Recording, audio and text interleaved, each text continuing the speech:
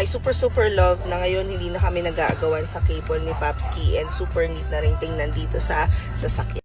As we got this, and ang kagandahan nito, di ba ganyan siya. O, pak, gusto mo yun?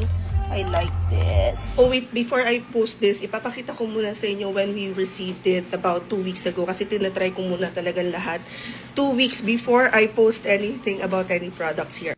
So what I like about this product is right from the box, pwede mo na siyang i-plug kagad sa sasakyan. When you order, you just have to let them know kung ano yung sasakyan nyo, and sila na ang bahala magpadala ng tamang product sa inyo. Pwede mo ding i-adjust sa titingala, and meron na siya mga cables na perfect for iPhone or kung naka-Type-C kayo. The husband is using an S25 Ultra. Kita nyo naman pagka-plug, saksak, nagcha-charge na siya. So working na talaga siya. So whether naka-iPhone ka or naka-Android ka, gagana siya. Plus, pak! Diba? Automatic na balik siya. Siyempre, ayusin mo hila. Anyway, if you guys wanna check it out, nandiyan na lang sa yellow basket.